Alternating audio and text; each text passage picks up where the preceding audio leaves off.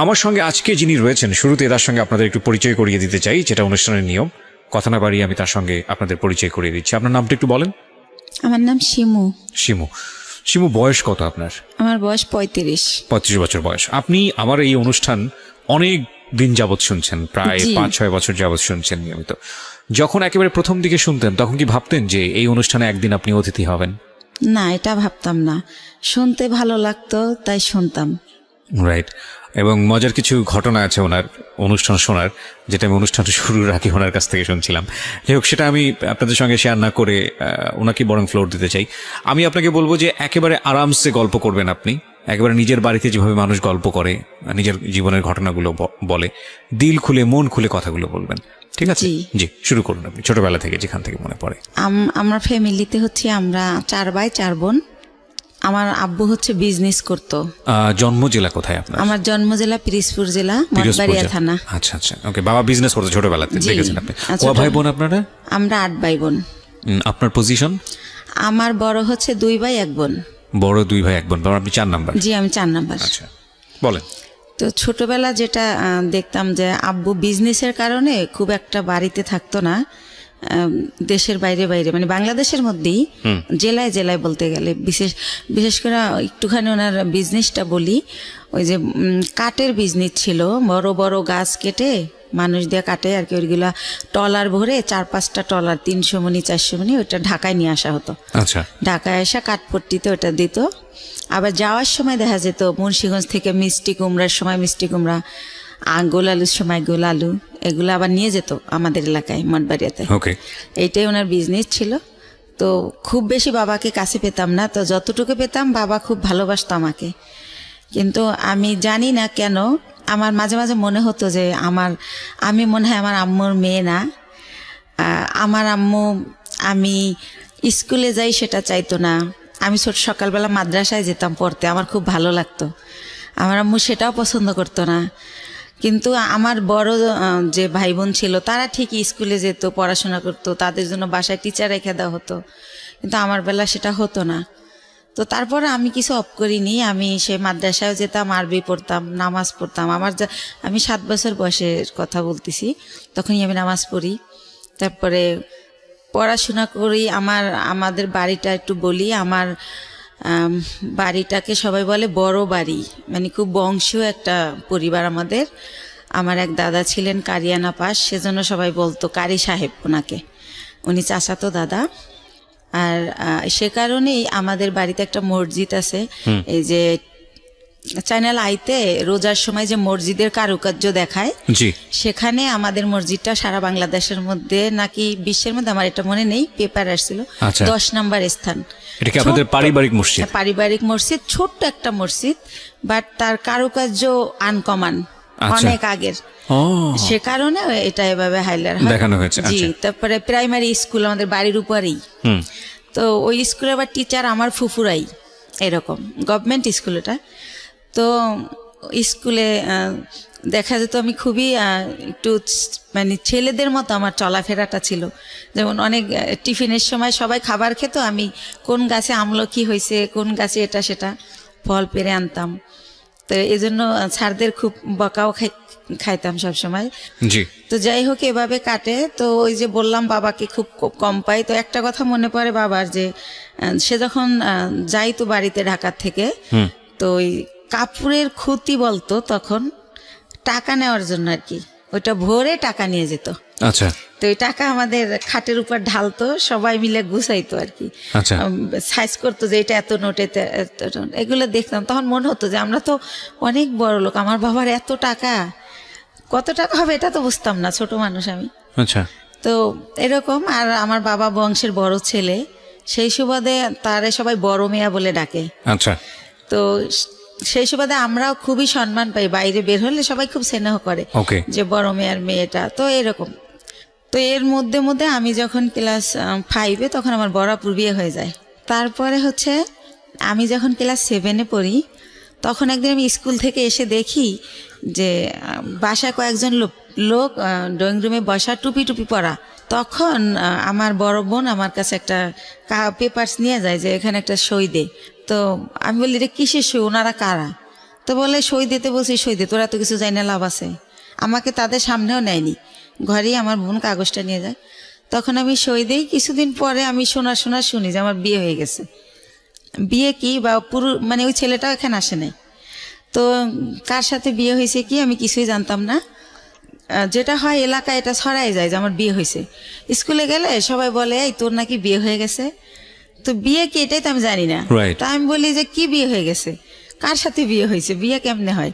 বরাবরই তো দেখছি দুলাভাইয়ের সাথে বিয়ে হয়েছে, তো আমি তো এরকম দেখি নাই কিছু।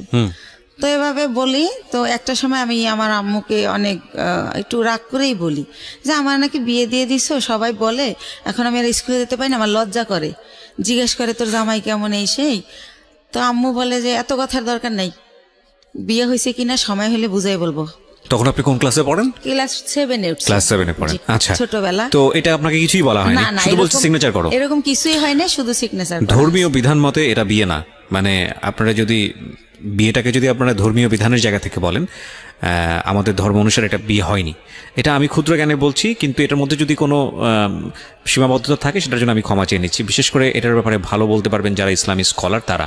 আর রিলিজিয়নের জায়গার বাইরে এসে যদি আমরা লিগ্যাল জায়গা থেকে বলি তাহলে এটা একটা মারাত্মক রকমের অন্যায়, এবং লিগ্যাল জায়গা থেকে তো এটা বিয়ে হওয়ার প্রশ্নই ওঠে না। তো সেই জায়গাটা থেকে মেয়েটা যদি ক্লেইম করে যে আমার সাথে এরকম আচরণ করা হয়েছে, তাহলে পরিবারের প্রত্যেকটা সদস্য ফেঁসে যাবেন, আইনগতভাবে ফেঁসে যাবেন। এবং এই কথাগুলো আমি এই কারণেই বলছি যে বাংলাদেশের এখনও এই ধরনের ঘটনা ঘটে। প্লিজ এইসব জায়গা থেকে সাবধান থাকবেন। জি বলুন। তারপরে আম্মু তো এটার আমার কোনো ব্যাখ্যা দিত না। তো যখন আমার আব্বুকে আমি জিজ্ঞেস করি যে আব্বু বউ সাজে, শাড়ি পরে, 2জন বর বউ থাকে, তারপরে বিয়ে হয়, তো আমার বলে বিয়ে হয়েছে, তো কই এগুলা তো কিছু করেন নাই। তখন আব্বু বলে যে নাবালক যদি হয় মেয়ে, সেই ক্ষেত্রে গার্জিয়ানরাই সব, তুমি তো নাবালক, সেজন্য তোমার এগুলো হয়নি, বড় হও তখন এরকম ভাবে আবার অনুষ্ঠান করবো আমরা। তো এতটুকুই জানা হয়। তো এর মধ্যে কি হয় যে আমি যখন ক্লাস 8-এ, তখন ওই লোকের আর কি ভাই হচ্ছে চেল্লায় আসে ঢাকাতে। তো আসলে আমাকে নিয়ে যাবে ওদের দেশে। তখন যখন কোন লোকের ভাই এটা? ওই আমার হাজবেন্ডের ভাই। হাজবেন্ডের নাম কি ছিল? হাজবেন্ডের নাম ছিল জাহিদ। আচ্ছা, তো জাহিদের ভাই মানে আপনার ভাসুর? জি, আমার ভাসুর। আচ্ছা। তো উনি আর কি আসে ঢাকাতে, তো আমাকে নিয়ে যাব ওনার সাথে। তো আমার আবার একটা অভ্যাস ছিল, এটা ভুলে গেছি বলতে, যে ছোটবেলা খুব বেড়ানের শখ, কেউ গেলে তার পিছে পিছে চলে যেতাম। আব্বু কোথাও যেতে নিলে আব্বুর পিছে, হয়তো খালি গায়ে আমি, কিন্তু দৌড় দিতাম যে আমার নিয়ে যাও। তো শুনলাম একটা দেশে যাব, নতুন একটা দেশ, ওদের বাড়ি পাবনা জেলাতে। তো আমি খুব খুশি, তো ওনার সাথে গেলাম। তো যাওয়ার পরে গ্রামে যেটা হয়, সবাই শুনছে যে আমি জাহিদের ওয়াইফ। তখন সবাই বলে যে মেয়ে, এত সুন্দর একটা মেয়ে, ওই সময় তো ছোট ছিলাম, সুন্দর ছিলাম, তো এত সুন্দর একটা মেয়ে পাগলটার সাথে কিভাবে দিল এর বাবা মা। আবার মেয়েটার একাই পাঠাই দিয়েছে, কেউ আসে নাই। আচ্ছা, কিন্তু পাঠাইছে অন্য সেন্সে, এটা আমার বাবার ফ্রেন্ডের বাড়ি, ওই সেন্সে পাঠাইছে। কিন্তু লোকজন সবাই জানে যে বউ হিসেবে আসছে, এটা জানছে গ্রামের মানুষ। তো এভাবে বলে, আমি তো সেম পুকুরে ডুবাচ্ছি, দৌড়াচ্ছি, শ্বশুর বাড়ি তো ওরকম বুঝতেছি না। তো ওনারা মা ডাকতে হবে, তো সেইভাবে আগে আন্টি ডাকতাম, এখন মা ডাকি শাশুড়িকে। ওটা বলে দিয়েছে যে ওনাকে মা ডাকবা? হ্যাঁ, বলে দিয়েছে। আমার আম্মু বইলা দিয়েছে ঢাকা থেকে, তুমি আগে যখন আসতো তোমার আঙ্কেলের ওয়াইফ আন্টি বলতা, আঙ্কেল বলতা, এখন বাবা আর মা বলবা। তো আপনি জিজ্ঞেস করেননি বাবা মা কেন বলবো? ওই যে বিয়ে হয়েছে তার ছেলের সাথে। না, কিন্তু সেটা তো আপনি তখনও জানেন না।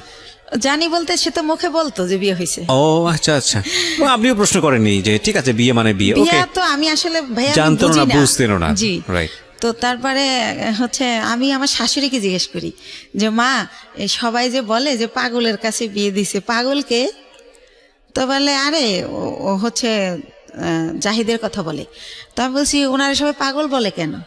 তো বলে ও হচ্ছে ঠিক মতো গোসল করে না, পুকুরে ডুবায়, মাঝে মাঝে খেলতে অন্য অন্য জেলায় চলে যায়, ফুটবল খেলে, তো সেজন্য সবাই পাগল বলে, মানে খুব ভালোভাবে থাকে না, অপরিষ্কার একটু।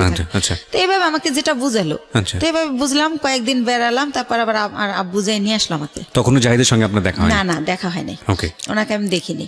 তো আমি জানি না উনি কই, বা আমার ওই তো কিউরিসিটিও নাই। এক্স্যাক্টলি। তো আমি আবার ঢাকায় চলে আসলাম। আসার পরে আমার ওই যে মাথার মধ্যে ঢুকছে গ্রামে যে একটা পাগলের কাছে আমার বিয়ে দিছে, ওইটা আমার মাথার থেকে আর সরতেছে না।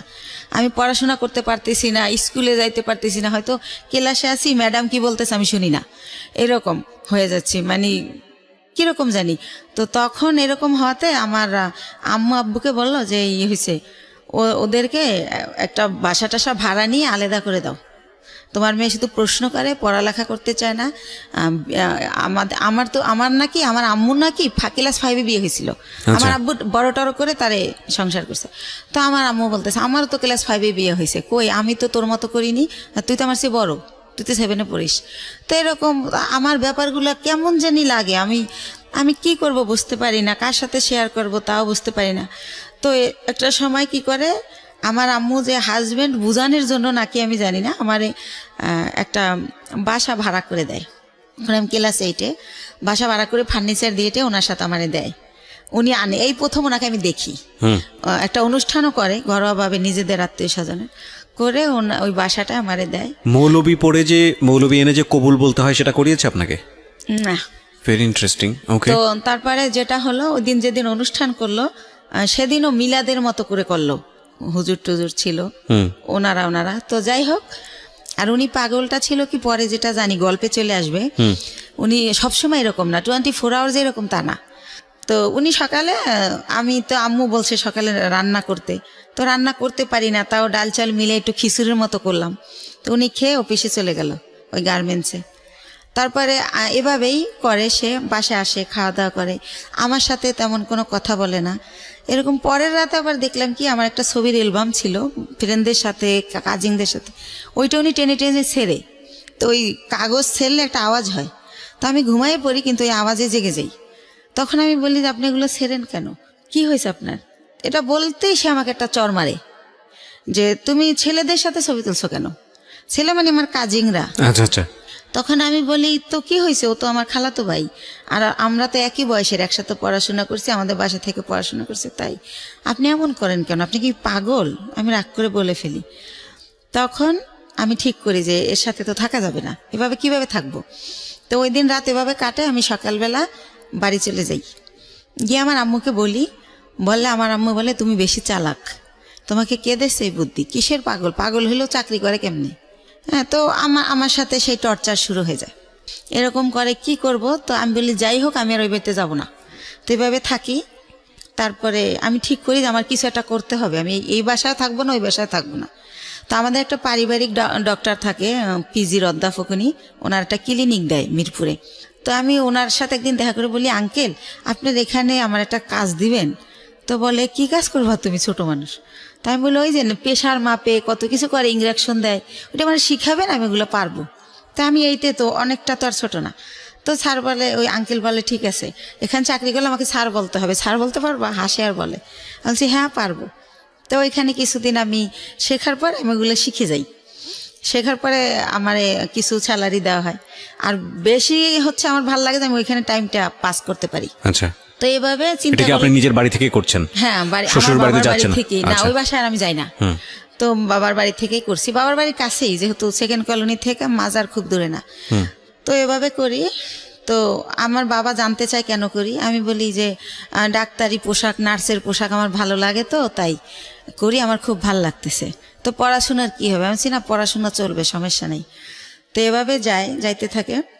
তো ওই লোকটা একেবারে অসুস্থ হয়ে পড়ে একটা সময়, মানে জাহিদ। আচ্ছা, আপনার হাজবেন্ড? হ্যাঁ, অসুস্থ হয়ে পড়লে ওনাকে অনেক জায়গায় ডাক্তার দেখানোর পর লাস্টে ওই ক্লিনিকেই ভর্তি করে। আঙ্কেলের ভর্তি করলে জিজ্ঞাসা করে আঙ্কেল যেটা কে, তখন বলে যে আমার হাজবেন্ড, মানে যার অধীনে আপনি চাকরি করছেন? জি জি। ওকে। তো আঙ্কেলের ক্লিনিক, আঙ্কেল ওটার মালিক আর কি। তো বলে যে ওর হাজবেন্ড। তো আঙ্কেল অবাক হয়ে যায় যে ওর আবার বিয়ে হলো কবে, আমি জানলাম না, আর এতটুকু মেয়ে বিয়ে দিয়ে দিয়েছেন, কি করছেন, এই সেই আম্মুকে অনেক প্রশ্ন করে। তো তারপরে বলতেছে উনি আবার আমার চেয়ে তো অনেক সিনিয়র, 12-14 বছরের বড়, জাহিদ। জি। তো এই জায়গাটায় হচ্ছে আঙ্কেল আমার বাবা মাকে অনেক রাগই করে, যেহেতু পারিবারিক ডক্টর, সেভাবে একটা তাদের ভালো রিলেশন। তখন আমাকে সেই বলে যে তুমি হচ্ছে পরীক্ষা দিবা, স্কুল করতে হবে না, তুমি কাজ শেখো, তোমার ভবিষ্যৎ তুমি করো, এর কন্ডিশন ভালো না, কোন সময় কি হয়ে যায় বলা যায় না, স্যার আমাকে বলে। তখন আমি স্যার ডাকা শুরু করি যখন আমি ওখানে জব শুরু করি। তো তারপরে যেটা হয় যে আমার আব্বু ওনাকে ভারতে নিয়ে যায় ট্রিটমেন্টের জন্য, যেহেতু আমাকে বিয়ে দিয়ে ফেলছে। আর আমাদের ফ্যামিলিতে 2 বিয়েটা অ্যালাউ করা হয় না, বা ডিভোর্স এটা অ্যালাউ করতে পারে না। ওই যে বললাম আমার দাদা কারিয়ানা পাস। তো ওইখানে গেলে ওনার ধরা পড়ে যে ওনার বুকের একটা হাড় ভাঙা, ওনার এই মাথার কিছু রক, ছোট ছোট রক ড্যামেজ। তো এইভাবে অনেক কিছুই ধরা পড়ে যায় বাবার কাছে। তো বাবা আয়সা যখন আমার শ্বশুরের মধ্যে মারা যায়, তো শাশুড়িকে প্রশ্ন করে যে আপনার ছেলে এত দিক দিয়ে ড্যামেজ, তারপর আমার মেয়েটাকে কেন নিলেন? আমার এত সুন্দর মেয়েটা হরিণের মতো দৌড়াতো, সেই মেয়েটাকে এরকম করলেন, এখন কি করব আমি? আর ওখানে ডক্টর বলেই দিয়েছে যে এ সম্পূর্ণ সুস্থ হবে না, কিছুদিন ভালো থাকবে, আবার এটা হবেই, এটা সম্পূর্ণ সুস্থ হওয়ার মতো না। আচ্ছা। তো এভাবে নিয়ে আসে। তো এগুলো যখন আম্মুকে আমার আব্বু বলে, তখন আমি শুনতে পারি আড়াল থেকে। তখন আমি ঠিক করি যে না, আমার নিজের পায়ে নিজে দাঁড়াতে হবে। তো এর মধ্যে ওইখান থেকে আসার পর উনি অনেকটা ভালো হয়। ভালো হলে আবার আমার এক ভাইয়া, পরিচিত ভাইয়া, ওনার বাড়ি উজিরপুর, উনি একটা গার্মেন্টসে জব করে। তো ওইখানে ওই জাহিদা আমি দুইজনই চাকরি নেই। তো এতে মধ্যে আমি ক্লাস 9-এ উঠি। তো আমি চাকরি নেই কোয়ালিটি হিসাবে। তো আল্লাহ রহমতে আমার হয়তো আর্ট নলেজ একটু ভালো। আমি অনেক 3 মাসের মধ্যে আমি যখন ঢুকি আমার 8,000 টাকা স্যালারি ধরে। 3 মাস পরে আমার স্যালারি 15,000 হয়ে যায়। আমার একটা লাইনের দায়িত্ব দিয়ে দেয়, লাইন শিপ বলে ওটাকে। তো এভাবে ও জব করে, আমিও জব করতে থাকি। তো ভালো এরকম। তো ওই মালিক ওইখানে আবার 3 বাইরের গার্মেন্টস। তো 3 ছাড়ই হচ্ছে আমারে এত ভালো জানে যে এক স্যার যখন আসবে না, অন্য স্যার কি করে আমি জানি বলি, এভাবে আমাকে করে আর কি, যে তুমি আমাদেরকে বলবা। তো এভাবে স্যাররা আমারে এক্সট্রা কিছু টাকা দেয়, এমনিতে আমি চাই না, দেয়। আর আমি খুব কর্মঠ, খুব মন দিয়ে কাজ করি, এটা তাদের চোখে পড়ে। বা ডে বাই ডে আমি এত ইমপ্রুভ করি যে যারা 3 বছর চাকরি করে এত উন্নতি করে নাই। তো এভাবে স্যাররা খুবই ভালোবাসে আমাকে। তো এর মধ্যেই হচ্ছে আমার বেতন মোটামুটি 20,000-এর উপরে হয়ে যায়, এই এক্সট্রা টাকা টোকা নিয়ে, ওভার টাইম নিয়ে। এর মধ্যে ওই লোকটা আবার অসুস্থ হয়ে যায়, এমন অসুস্থ যে একদম হলুদ হয়ে যায়, একদম খারাপ অবস্থা হয়ে যায়। তো তখন আমার বাড়িতে নিয়ে যায়, ওই মিরপুরে নিয়ে আমার মা বোনেরা লতা পাতা জন্ডিস হিসাবে রস করে খাওয়ানো, ডাক্তার দেখানো, এগুলো করতে থাকে। এর মধ্যে ওই লোকের 3 মাস পর্যন্ত আমার কারণে মালিকে বেতন দেয় এমনি। আচ্ছা। যেহেতু আমারে ভালো জানে তারা মেয়ের মতো, সে কারণে বেতন দেয়। ওই লোককে মানে আপনার হাজবেন্ড? আমার হাজবেন্ড একই গার্মেন্টসে কাজ করতো? জি, একই গার্মেন্টসে কাজ করি। ওকে। এই যে আরো কিছু ওনার কিছু সিমটম ছিল। রাতের বেলা হঠাৎ করে মানে আমি ঘুমের মধ্যে দেখতাম কি সে মানে ভৌতিকভাবে আমার দিকে তাকায় আছে। ঘুমের থেকে উঠে মানে ওনার দাঁতগুলো খুব বড় বড় ছিল, আর ওনার হচ্ছে উনি অনেক চেকন ছিল, অনেক লম্বা ছিল। তো উনি যখন খালি গায়ে এরকম করতো মনে হতো ভূত। তো আমি খুব ভয় পেতাম। তো ভয় পেলে কি হবে, আমি আবার ছোটবেলা থেকে তো কোরআন পড়তাম, নামাজ পড়তাম। তো ওইভাবে আবার দোয়া টোয়া পরে আবার ঘুমাই যেতাম। যেহেতু আমার অফিসটা ছিল সকাল 8টা থেকে রাতের 10টা পর্যন্ত, তো অনেক হার্ডওয়ার্ক করা হতো, রাতে খুব ক্লান্ত থাকতাম। তো আমি আর কেউ বলা বন্ধ করে দিলাম, কারণ ফার্স্ট দিকে যখন এর কথা বলতাম কেউই তো অ্যালাউ করতেছে না, আমাকে কেউ বুঝতেই আসে না। তো যাই হোক, এভাবে হয় আমার হচ্ছে। এভাবে চাকরি করতে করতে 2001 সালে আমি হচ্ছে 2000-এর শেষের দিকে আমি কনসেপ্ট করি, অফিসে মাথা ঘুরে পড়ে যাই। তখন আমারে হচ্ছে পরীক্ষা নিরীক্ষা করে ডাক্তারের কাছে নিয়ে দেখে যে আমার বাচ্চা পেটে। জি। তো বাচ্চা পেটে দেখলেও আমি অসুস্থ, ওষুধ খাচ্ছি, রেস্ট, যখন মাথা ঘুরে যায় নামাজের রুমে রেস্ট নিচ্ছি, যেহেতু স্যাররা আমার ভালো জানে। তো সেভাবে আমি আমার জবটা চালিয়ে যাই। তো যখন 6 মাস হয়ে যায় তখন আমি আর পারি না, নিজের সাথে আর যুদ্ধ করতে পারি না, তখন আমি জবটা ছেড়ে দেই। তো এর মধ্যে আমার মোটামুটি বেশ কিছু টাকা সঞ্চয় হয়ে যায়। তো জবটা ছেড়ে দেওয়ার পর আমার বেবিটা যখন হয় 2001 সালের মানে জানুয়ারি মাসের 31 তারিখ রাত 12:30টায় হয় আমার ছেলেটা। ওকে। সেখানেও বলি, আমাকে যখন একটা প্রাইভেট ক্লিনিকে নেয়, অন্য লোকে নেয়, আমার হাজবেন্ড নেয় না। আর আমি যে প্রেগনেন্ট, এই সময়টা আমার মার আমাকে একটু সময় দেওয়া উচিত, আমার কাছে থাকা উচিত, কিন্তু আমার মা সেটা করে না। তো সে কারণে আমি ওই ভাড়া বাসায় থাকি, মার কাছে আর থাকি না। তো আমি যখন আমারে অন্য মানে ভাড়াটিয়ারা নিয়ে যায় একটা ক্লিনিকে, সেখান থেকে আমার অবস্থা খারাপ দেখে, যেহেতু আমার বয়স কম, সেজন্য আমার অবস্থা খারাপ হয়ে যায়, বা আমার খাওয়া দাওয়া হয় না ভালো।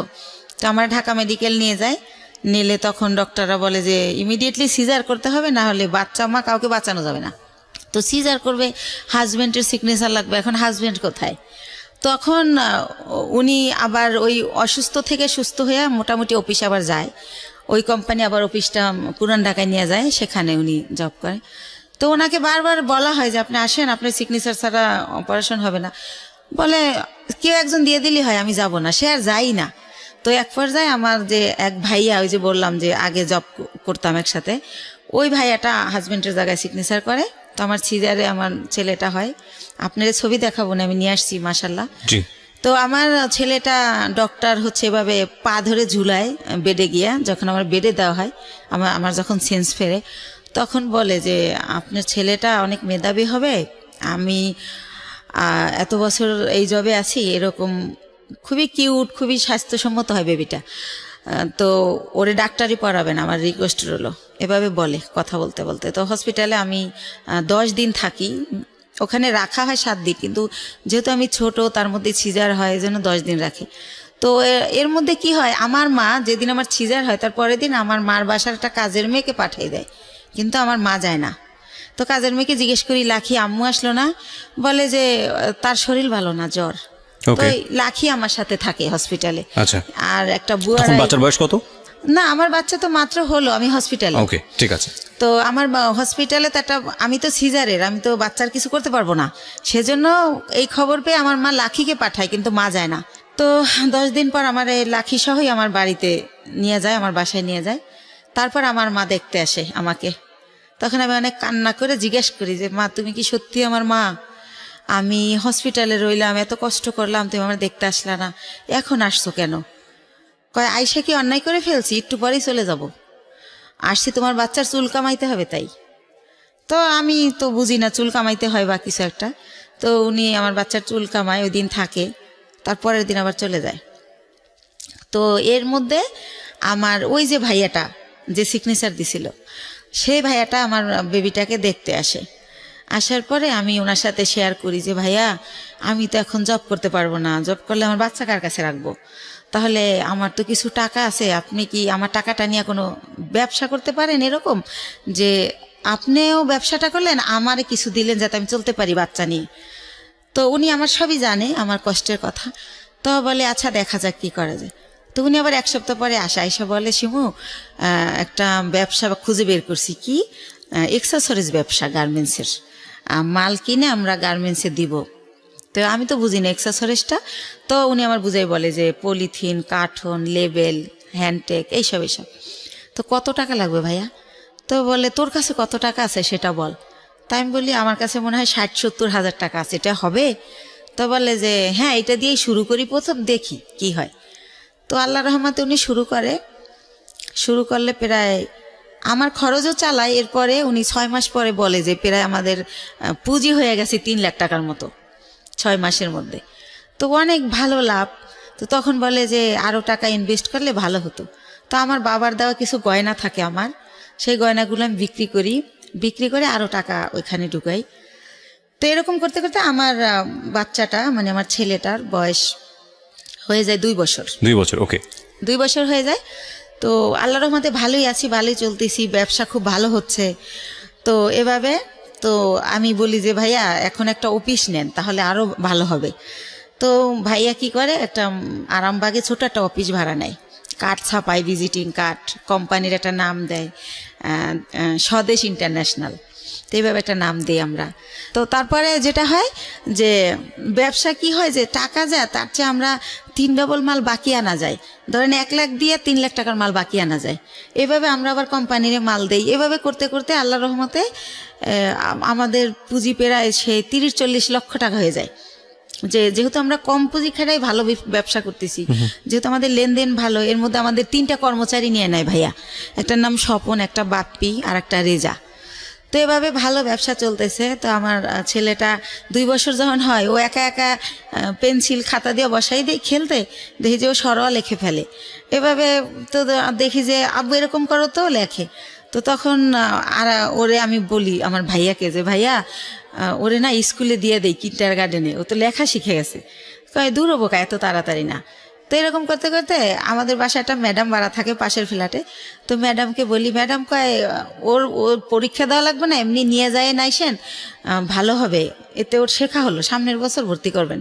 তো এইভাবে নিয়ে যেতাম, আসতাম, ফিটার নিয়ে যেতাম ব্যাগে করে, ওর ফিটার খাওয়াতাম টিফিনে। তো এভাবে ওরা সবাই আদর করে। ওর নাম হীরামণি। তো তো ওর নাম হীরা, তো আদর করে সবাই হীরামণি ডাকে। তো এরকম একটা পজিশনে আমার বাবা শোনে যে আসলে আমার বেশ কিছু টাকা হয়েছে, আমি ভালো বিজনেস হচ্ছে আমার, আমি খুব ভালো আছি। তো আমার বাবা আমাকে বলে কি যে ওই যে কারি দাদু, সেই দাদু মারা গেছে, দাদুর ছেলেরা সব আমেরিকায় সেটেল, তো তাদের কিছু জমি বিক্রি করে চলে যাবে, একেবারেই কম দামে দিয়ে দিবে যদি নিজেরা নেয় যারা বেলাডের। তো আমার বাবা আমাকে বলে যে হচ্ছে এরকম জমি বিক্রি করবে, তো তুমি কি কিনবা? তো আমি ভাইয়ের সাথে আলাপ করি, তো ভাই বলে যে জমি তো আর কিনলে ফালানো যায় না, কিনতে পারিস যেহেতু কম দাম। তো মাত্র 1 বিঘা জমি মাত্র 45,000 টাকা দাম। তো ওই 45,000 টাকা দিয়ে আমার বাবাকে আমি দেই, আমার বাবা জমিটা আমার নামে কিনে, আমি যাইও না দেখিও না, ওই আমাদের পিরিজপুরে আর কি মঠবাড়িয়াতে। তো এইভাবে আমার জমিটা হয়। তো এরকম এর মাঝে মাঝে ওই যে লোক, এর আর একটা কথা ভুলে গেছি, এরপরে কি হয়, আমার বেবিটার যখন বয়স 1 বছর, তখন সবাই বলে যে একটা বেবি হয়েছে এখন ভালো হয়ে যাবে। তো উনি মাঝে মাঝে নাই হয়ে যায়, আবার চলে আসে, এভাবে আপ অ্যান্ড ডাউন চলতে থাকে। তো অনেকে বলে যে বিজনেসে ঢুকাইতে, তো আমি দেই না, কারণ তো ওনার তো ব্রেন ঠিক নাই, তো সেজন্য দেই না, যে না উনি মাঝে মাঝে জব করে আবার চলে যায় আবার আসে। তো উনি কি করে, ঈদ যেমন প্রথম ঈদ আমার বেবি হওয়ার পরে, তো ঈদের দিন উনি হচ্ছে চান রাতের দিন ওনার এক ভাগ্নে আমার এখানে জব করে, যেটার নাম বললাম রেজা, আর একটা থাকে ভাগ্নে আনোয়ার। তো চান রাতের দিন ওরা বাসায় আসছে, তো রাত অনেক হয়েছে, আমি বলি এই তো আনোয়ারে জিজ্ঞেস করি তোমার মামা বাসায় আসবে না?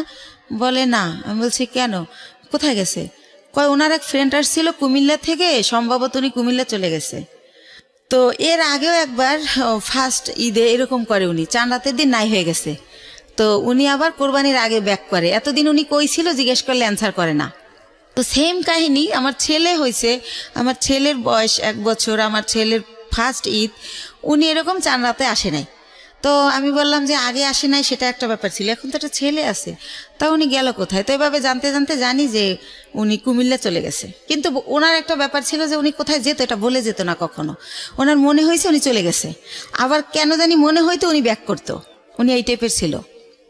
তো এভাবে কিন্তু আমার বাবা ওই সম্পত্তিতে আমার নামের জায়গায় স্বামীর নাম ইউজ করতে হয়, কাগজের তো একটা আছে, ফর্মালিটি আছে সেই ক্ষেত্রে। তো এভাবে করতে করতে 2007 সাল খুবই ভালো চলতেছি। 2007 সাল হয়ে গেল, আমাদের বিজনেস আরও অনেক বড় হলো, সরকারিভাবে এলসি করা হলো। তো এভাবে করতেছি। এর মধ্যে হচ্ছে ওই যে ভাইয়া যে প্রধান ছিল বিজনেসের সব কিছু দেখাশোনা করতো, ওনার নাম হচ্ছে দুলাল, ওনার বাড়ি উজিরপুর থানায়, সানুহার গ্রাম। তো ওনারে আমি আমার আপন ভাই, ব্লাডের চেয়েও বেশি, মানে ওনারে আমি অনেক রেসপেক্ট করতাম। উনি বাসায় আসলে আমার মনে হতো আমার ফ্লোরটা বইতে কাঁপে, কারণ মাথায় কাপড় না থাকলে বলতো মাথায় কাপড় নাই কেন, একটু হেসে কথা বললে, একটু জোরে হাসলে বলতো মেয়ে মানুষ এত জোরে হাসে কেন, বা এসে জিজ্ঞেস করতো 5 ওয়াক্ত নামাজ পড়ছিলি তো। খুব শাসন করতো, ইসলামিক মাইন্ডেড ছিল, চারিত্রিক বৈশিষ্ট্য খুব ভালো ছিল। তো ওনারা অনেক রেসপেক্ট করতাম।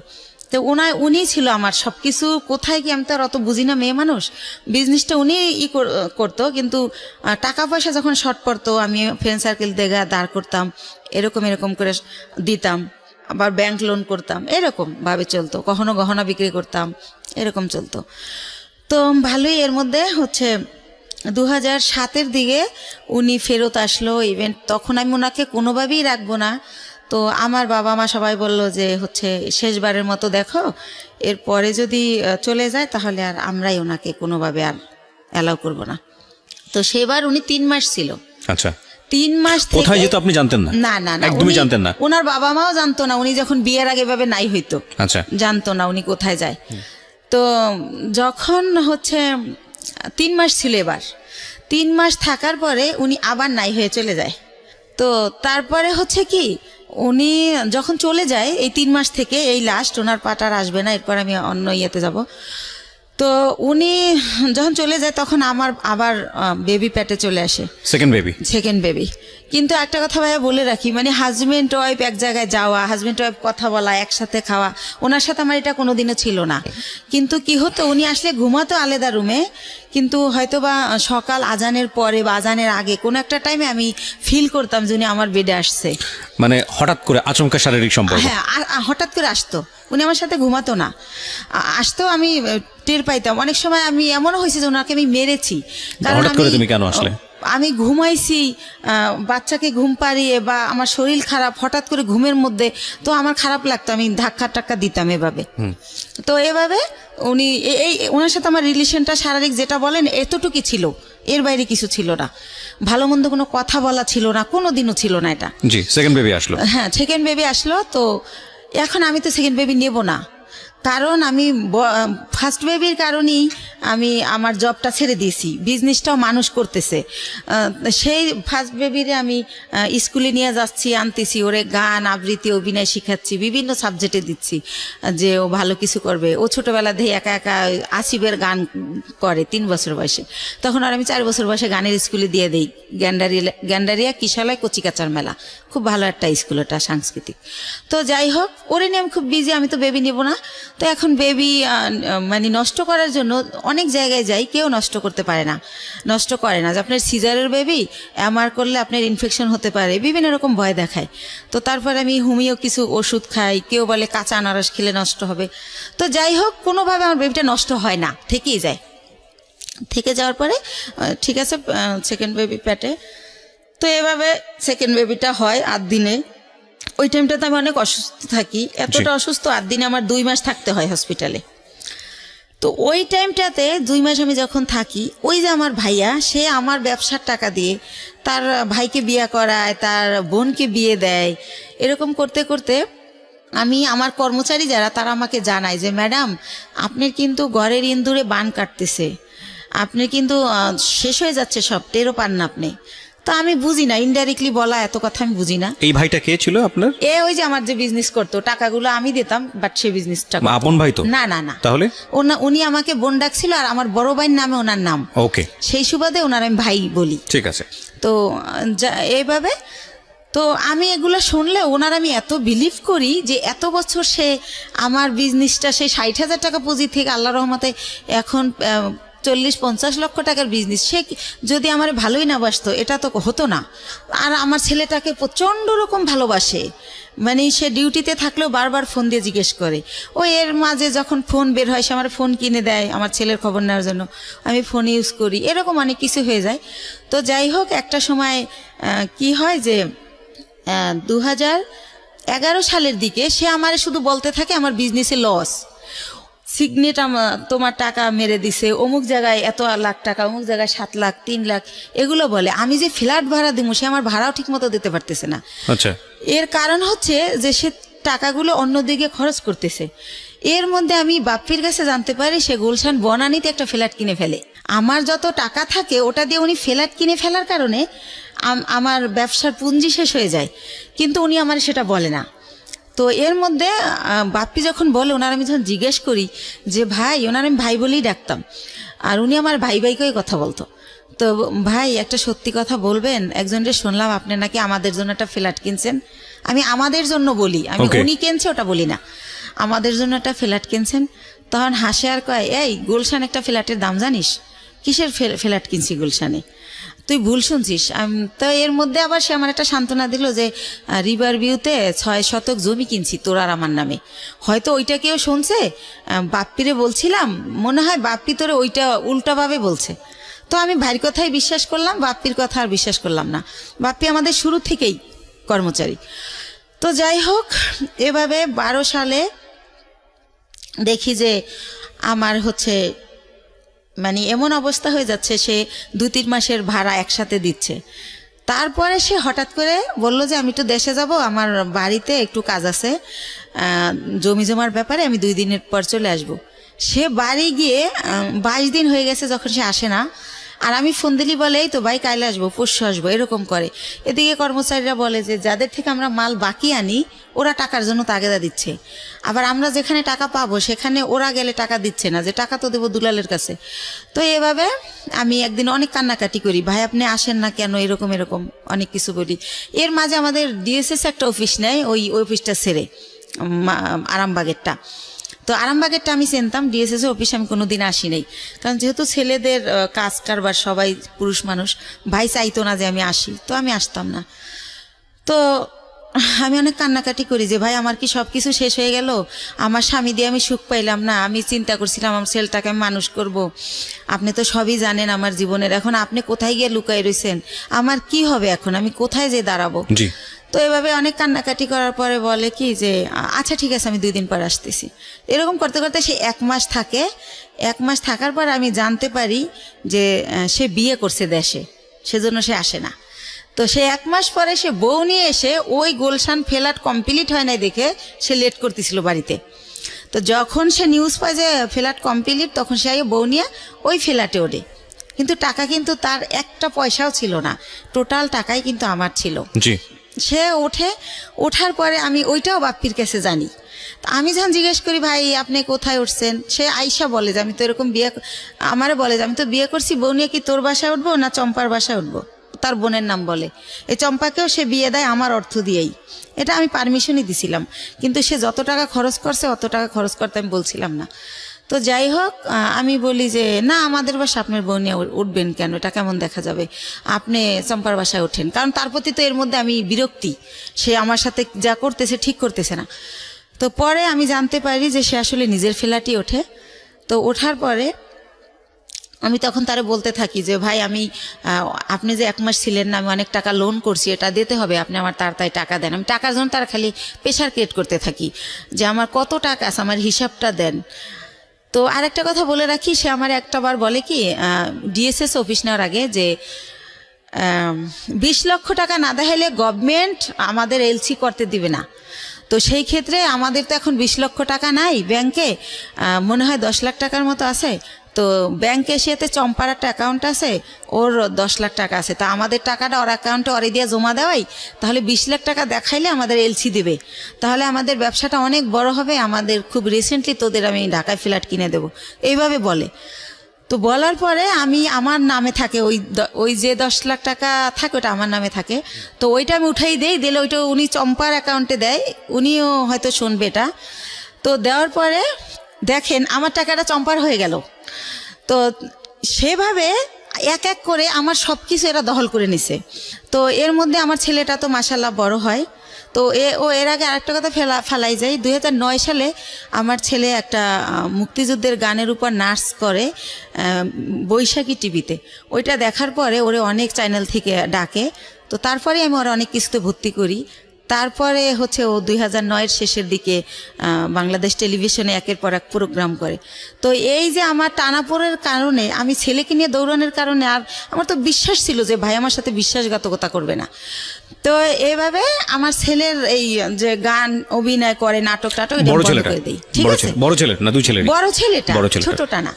ছোটটা ঘরেই থাকে, ওরে কোথাও নেই না, ও হয় ছোট, ওর ওই হিস্ট্রি বলবো না, চোখ ফোটে না, 7 মাসের সময় বের করে ফেলতে হয় আমার অসুস্থতার কারণে। কেন বলবেন, এটা আপনার লাইফের অনেক বড় পার্ট। এবং এই অপ্রাপ্ত বয়স্কে যে বাচ্চাটা হলো, এই বাচ্চাটার জন্য তো ভবিষ্যৎ অন্ধকার হয়ে যাওয়ার মতো অবস্থা, এবং আপনার জন্য সেটা অনেক বড় রিস্কি ছিল, বলেছেন আপনি। ইনফ্যাক্ট এতটুকু বলা ঠিক আছে। আচ্ছা ঠিক আছে। তো যাই হোক, আমি বলছিলাম না যে 2 মাস ছিলাম হসপিটালে, তো এই জন্য ছোট ছেলেটাকে কোথাও নেও না, কিছু শিখাইও না, বড় ছেলেটাই। তো এর মধ্যে হচ্ছে যেটা হয় যে আমি এখন 2 ছেলে নিয়ে কি করব। এর মধ্যে 8 সালের পরে আমার স্বামীর সাথে টোটালি আমার আর মানে কোনো খোঁজ কেউ দিতে চাইলে আমি নেই না, বা আমি এমন জায়গায় বাসা ভাড়া নেই যে সে জানি নাচে নেই, কারণ তার যে সিমটম এগুলো যেন আমার ছেলেরা না দেখে। আমার ছেলেরা জানি ভালোভাবে মানুষ হয়, আমি ওদেরকে মানুষ করব। তো এইভাবে যখন আমাকে নিঃস্ব করে দেওয়া হয়, দুলাল ভাই সবকিছুই সে আমাকে দেবে বললে নিখোঁজ হয়ে যায়, কিছুই দেয় না, আপনার বিজনেস সমস্তটুকু নিয়ে সে নিখোঁজ, একদম নিখোঁজ।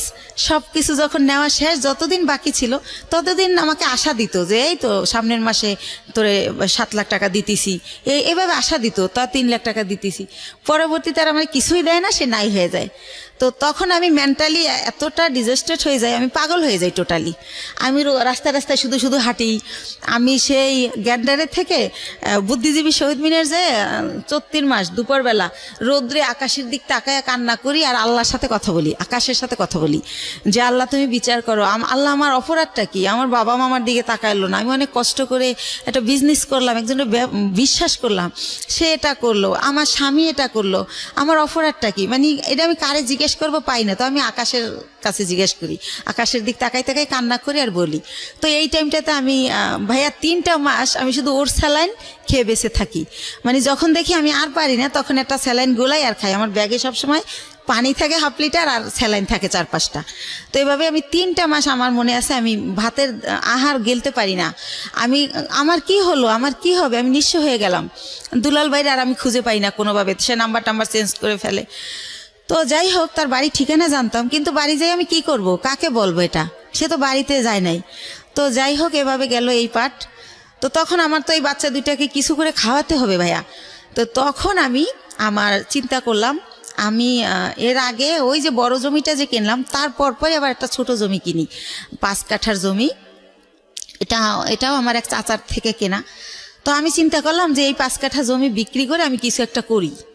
তো তখন ওই 5 কাঠা জমি আমি বিক্রি করব। এখন আমি যাকেই ঠিক করি, যেই আমাকে জমিটা কিনবে, যে জমিটা অ্যাডভান্স করতে যায়, তাকে আমার বোন থেরেট দেয়, বড় বোন, যে ওই জমি কিনলে তোর পা ভাঙা হাতও ভেঙে ফেলবো। লাস্ট পর্যন্ত আমার সৎ কাকা কিনবে, কালকে আমাকে 1 লাখ টাকা দিবে। আজ রাত 12টার সময় আমার কাকার নামে একটা মিথ্যা মামলা দিয়ে তাকে অ্যারেস্ট করানো হয়।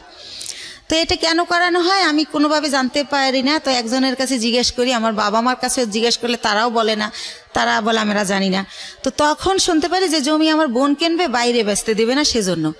তো তখন আমি বাধ্য হয়ে আমার মাকে বলাই যে তাহলে বরাপারে বলো আমার জমিটা কিনতে।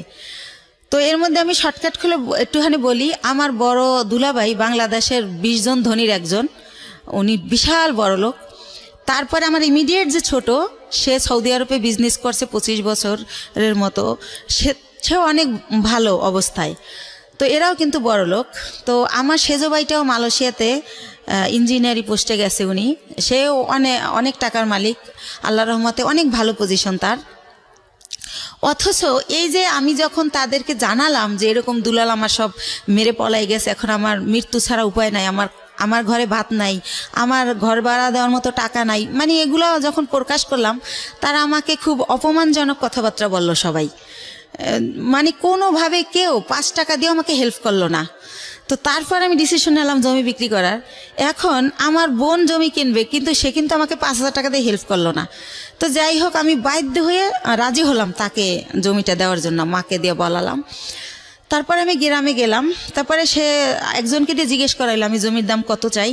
তা আমার মা আমার শিখিয়ে দিল, তুমি বললো যে আপা তোমার যা ইচ্ছা তাই দিও, তাহলে তুমি বেশি পাবা, দাম টাম চাইও না। তো আমার মার কথাই আমি আমার বোনকে বলি, ওই যাকে দিয়ে বলায় তাকে বলি। তো পরের দিন আমাকে রেজিস্ট্রি করতে নিয়ে যায়, আমাকে কিন্তু 1 টাকাও দেয় নাই, বা কতটুকু জমি বা কত দাম কিছুই বলে নাই। তো ম্যাজিস্ট্রেট যখন জিজ্ঞেস করে আমি বলি যে হ্যাঁ টাকা বুঝে পাইছি। তো উনি আসার পর আমাকে মাত্র 1 লক্ষ টাকা দেয়, দিয়ে বলে যে তোর জমির দাম হচ্ছে 2,35,000, তো আর 1,35,000 টাকা আমি 15 দিন পরে দেব। তো আমি 1 লাখ টাকা নিয়ে ঢাকায় চলে আসি। কিন্তু ওই যে দুলাল আমার টাকা দেয় না, আমি বাসা ভাড়া ছিলাম, ওই বাসা ভাড়া বেজে যায়, তারপরে ঋণ করে খাই ফ্রেন্ডদের কাছ থেকে, ছেলের খরচ করি স্কুলের। তো এভাবে ওই টাকা ঋণ দিতেই চলে যায় 1 লাখ। তো তখন আমি ব্যবসা আবার কিভাবে করব? তখন আমি আবার আমার বোনকে বলি, বলতে বলতে আমার মা বলে যে তুমি বাড়িতে আসো। আবার যাই, তখন আমার বোন আবার আমাকে 1 লাখ টাকা দেয়, দিয়ে বলে যে এই 35,000 টাকা বাকি আছে, এইটা তুই চাবি না, ফোন করে কখনো বলবি না, আমার যখন হবে আমি তোরে ফোন করেই বলবো, তখন তোরে দিয়ে দেব। আচ্ছা ঠিক আছে। তো ভাইয়া, আল্লাহ যার উপরে নারাজ হয় তার হয়তো সব দিক দিয়েই হয়। তো তখন উনি 1 লাখ টাকা দেয়, ওই টাকাটাই না আমি ইন্ডিয়ার ব্যবসা শুরু করি। তো ব্যবসা শুরু করি ইন্ডিয়ার কসমেটিকের ব্যবসা, কয়েকজন আপার সাথে পরিচয় হয়, তাদের সাথে যাতায়াত করি, এভাবে চলতেছি। হঠাৎ করে আমার ব্যাক পেন শুরু হয়, আমি উঠতে পারি না, বসতে পারি না, খুব যন্ত্রণা। তো বাংলাদেশে যখন ডাক্তার দেখাতে দেখাতে পরীক্ষা নিরীক্ষার পর যেটা বলে যে আমার একটা কিডনি ড্যামেজ হয়ে গেছে। ওহো। তো একটা কিডনি ড্যামেজ কত হয়ে সালের গেছে। ঘটনা এটা? কত সালের ঘটনা? এটা হচ্ছে 13 সালের ঘটনা। 13 সালের ঘটনা। তো ড্যামেজ, তখন তো আপনার জাহিদের সঙ্গে যোগাযোগ সম্পূর্ণ off। কোথায় আছে, কি করছে, কিছু জানি না। না, তো তখন আমার ড্যামেজ হয়ে গেল। তো আমার আত্মীয় স্বজনকে আমি ব্যাপারটা জানাই, মানুষ দিয়ে জানাই, কিন্তু ভাইয়া কষ্টের কথা হলো আমার এক সৎ ফুফুর ক্যান্সার হয়েছিল, তাকে কেমো দেওয়ার জন্য আমার বোন প্রতি মাসে তার কেমোর খরচটা দিত। কিন্তু বাইরের মানুষের দেয়, যে ওর মেয়ে বিয়ে হয় না, বিয়ে দিয়ে দেয়, যার যা লাগে দেয়, কিন্তু সে আমাকে কোনোভাবে হেল্প করলো না। হেল্প না করলে আমার যে পুঁজিটা ছিল ওইটা দিয়া, আরেকটু বলি, তো বাংলাদেশে বলে ড্যামেজ হয়ে গেছে, তো আমার অনেকে বলে যে ইন্ডিয়ার ডাক্তার ভালো, ইন্ডিয়াতে দেখাও। তো ইন্ডিয়া দেবী শেঠি নামের একটা হসপিটাল মুকুন্দপুরে, সেখানে আমি দেখাই। ডক্টর বুজুরিয়া, উনি কিডনি বিশেষজ্ঞ ছিলেন। তো উনি পরীক্ষা নিরীক্ষার পর বলে যে আপনার কিডনি ড্যামেজ হয় নাই, এটা মিথ্যা রিপোর্ট, আপনার কিডনি ছোট হয়ে গেছে, একটা কিডনি একটু ছোট হয়ে গেছে, আপনি বেশ কিছুদিন অনাহারে ছিলেন, খাবার দাবার খাইতেন না, সেই জায়গার থেকে এটা হয়েছে। তো আপনি ঠিকমতো খাবেন, পানি খাবেন, আর প্রস্রাবে ধরলে লেট করবেন না, আর ওষুধ দেয় 3 মাসের। তো 3 মাস ওষুধ খাওয়ার পরে আল্লাহর রহমতে মাত্র 2টা আইটেম ওষুধ দেয়, কিন্তু আমি 3 মাস পর আল্লাহর রহমতে ভালো হয়ে যাই। তো ভালো হয়ে যাই, এরপরে ওই যে 1 লাখ টাকা বাকি থাকে আমার বোনের কাছে, সেই 1 লাখ টাকাও তো আইনে এই যে চিকিৎসার কারণে প্রায় শেষ। তো তখন আমি 35,000 টাকা পাই, ওইটা চাই। ওইটা চাইলে সে একেবারে না করে দেয়, সে বলে আমি টাকাই পাবো না। তখন আপনার কাছে দুটো সন্তান। হ্যাঁ, এবং আমার কাঁধে 2টা সন্তান। ইভেন্ট আমার মা চাইলেই আমারে চালাতে পারে, আমার মাকে আমার ভাইয়ারা টাকা দেয়, এবং সেও না করে দিয়েছে, সেও কোনোভাবে আমাকে হেল্প করে না। তারপরে সে সেই তো নিষেধ করছিল যে 35,000 টাকা চাবি না, আমি ইচ্ছা মতো দেব। অথচ আমি যখন 6 মাস পরে আমার চলতেছে না তখন চাই, তখন সে অস্বীকার করে। আর একটা কথা ভাইয়া, সে হচ্ছে বাইরে আমার এই জমিটা যারা কিনতে চাইছে তারা 5 লাখ টাকা দিতে চাইছে, 5 কাঠা 5 লাখ, কিন্তু আমার দিবে 2,35,000। তারপরও আবার এই 35,000 টাকা সে না স্বীকার জান। আমি বলি, আপা তুমি তো মিথ্যা বলো না, মনে হয় ভুলে গেছো, মনে নাই, একটু মনে করে দেখো। সে আমারে অখাদ্য ভাষায় গালাগালি করে, ওই টাকাটা আর দিলই না। তো এইভাবে যায়। আর একটা কথা ভাইয়া, সে তারা মনে হয় নাম কেনে, শববরাতের পরে টেরাক বইরা গ্রামে গ্রামে কাপড় লুঙ্গি সবাইকে দেয় প্রতি বছর। তো আমি হচ্ছে 2 বছর আগে, আমার ছেলে তো এবার দিল ইন্টার পরীক্ষা, তো ইন্টার যখন ও ফার্স্ট ইয়ারে ভর্তি করবো ওরে, তো ওই যে আমি অসুস্থ ছিলাম, আমার অনেক অভাব, তো তখন আমি ওরে বলি যে হচ্ছে আমার ছেলেরে ভর্তি করব কলেজে, ভর্তির তোরা হচ্ছে এমনি বলি ডাইরেক্ট যে তোরা তো সবাই জাকাত দেস, নাইলে তোদের জাকাতের টাকা থেকে আমার কিছু টাকা দে, আমার ছেলেটারে ভর্তি করি। তো আমার 1 ভাই আর 2 বোনরে বলি। তো তারপর তারা আমার যেটা জানায় যে হাদিসে আছে যারা বিলাট কালেকশনের এদেরকে জাকাত দিলে জাকাত কবুল হয় না।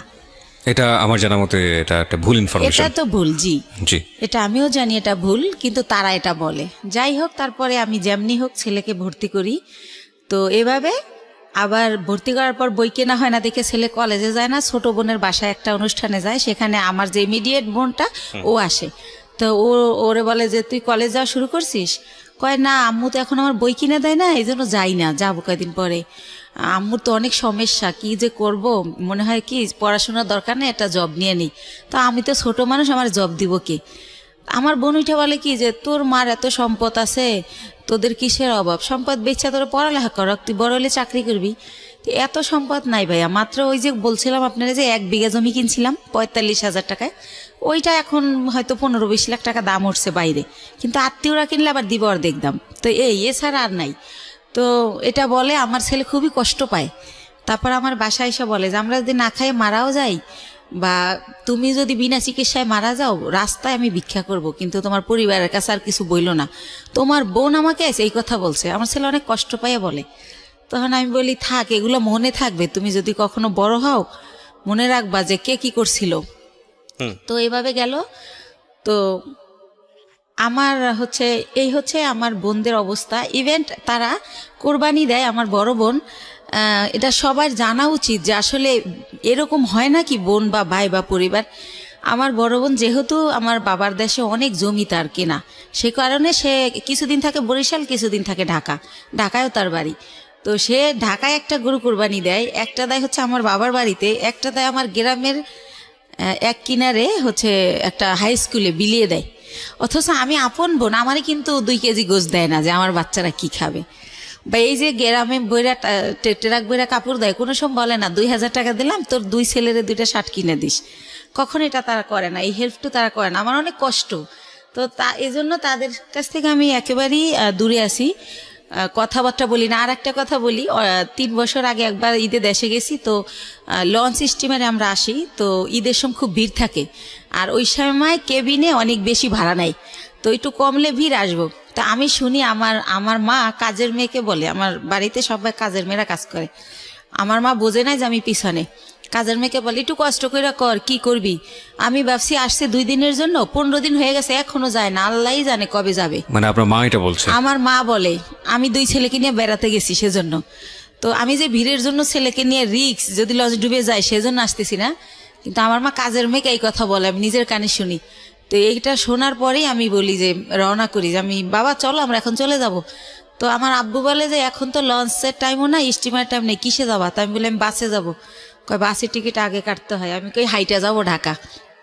তো যাই হোক আমার আব্বা আটকায় যে কাল সকালে যাও, তো পরের দিন আর কি ঢাকা চলে আসি। তো যাই হোক এইভাবে গেল। এখন যেটা আসি সেটা হচ্ছে আমি তো তারপরে কি করব, আমার ওইভাবে আমি কিছু এনজিও থেকে ওই যে লোন দেয় আর কি, ওই এনজিও থেকে আশা বেরাক, ওইখান থেকে এর মধ্যে আপনার হাজবেন্ডের সাথে কোনো যোগাযোগ নাই? একদম পুরো কোনো যোগাযোগ নেই। ওকে। বা সে যে তার যে বাচ্চা আছে তার খবরও সে নেয় না, কোনোভাবেই না। তো আমি লোন তুলে তো ব্যবসা শুরু করি, কসমেটিক্সের ব্যবসা ইন্ডিয়া থেকে আইনা দোকানে দোকানে দেই, কিছু লাভ থাকে, ভালোই থাকে, চলতে পারি বাচ্চাদের নিয়ে।